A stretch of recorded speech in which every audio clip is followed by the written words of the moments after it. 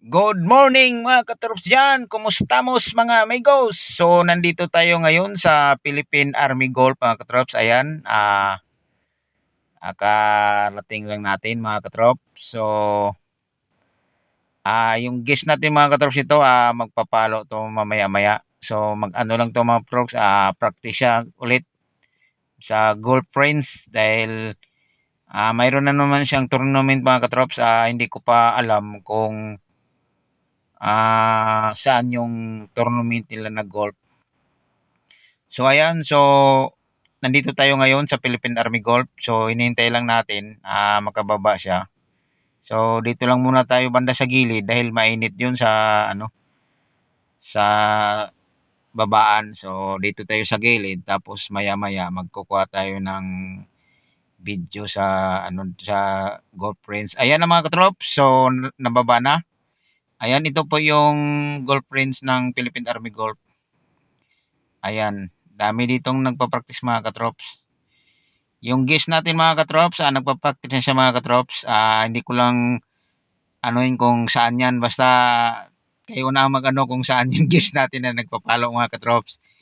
Kasi mahirap na. Lahat po dyan mga katrops, so nagpa-practice po yan sila lahat. So isa na po din yung guest natin mga katrops dyan. Kaya ayun, so hindi naman kami nagtagal dyan mga katrops. Siguro mga ano lang siguro mga katrops, mga 1 oras. Okay mga katrops, so ayan po mga katrops, so natapos na po kami.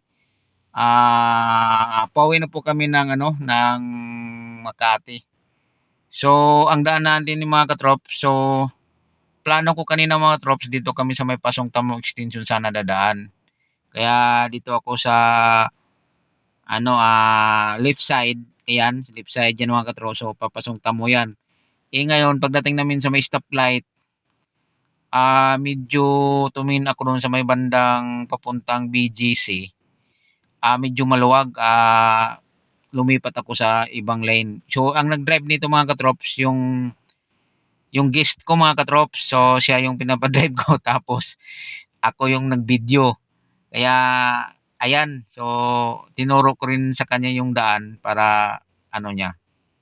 Kasi para mas madali. Ayan mga katrops, kasi kanina ito mga katrops, nung papunta kami sa Philippine Army Golf, dito mga katrops, ang traffic. Kaya naisip ko kanina pagbalik namin sa Makati, sabi ko, dito na lang tayo dadaan ulit sa may Pasong Tamo Extension. So kanina, pagdating namin dun sa stoplight, sinilip ko ulit, maluwag na sa sa may bandang papuntang BGC. Ito mga katrops, pa BGC to, sa may Binis.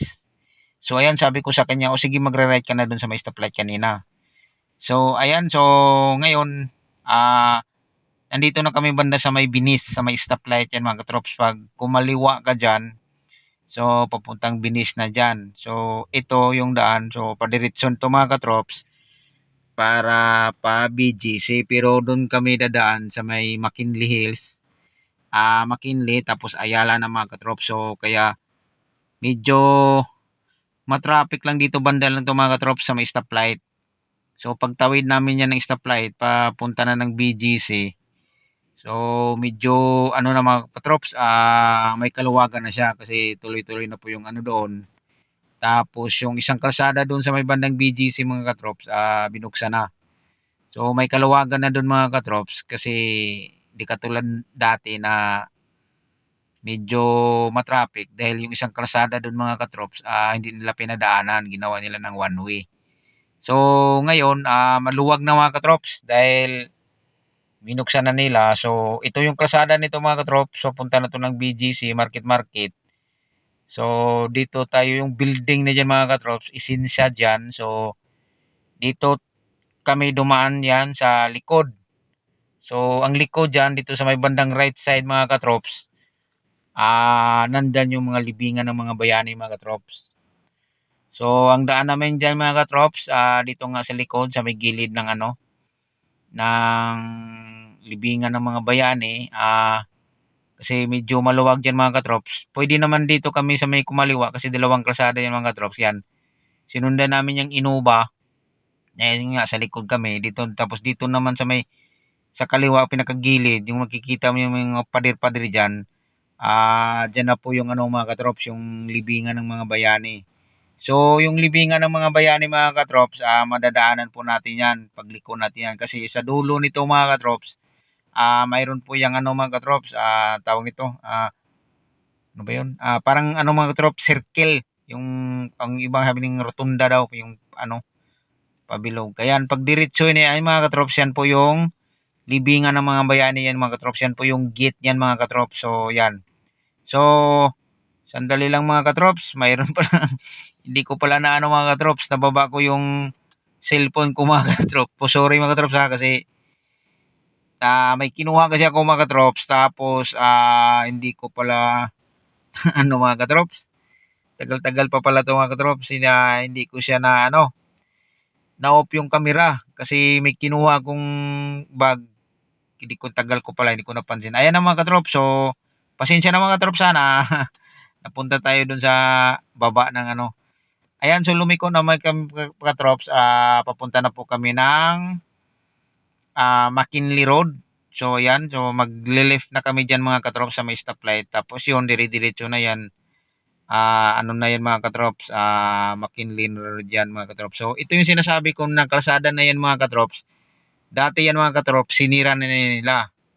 So, ngayon, binuksan na. So, medyo maluwag na dahil hindi naiikot ng sasakyan sa malayo. At saka yung iba, hindi na rin lumiliko. So, lumiriritso na. Di katulad sa noon kasi mga katrop, sinira yan. Kaya ang masasakyan doon umikot pa. Yung iba naman bumalik kasi parang malayo yung U-turn. Pero ito mga katrops, diretso kasi itong kalsada na ito mga katrops eh.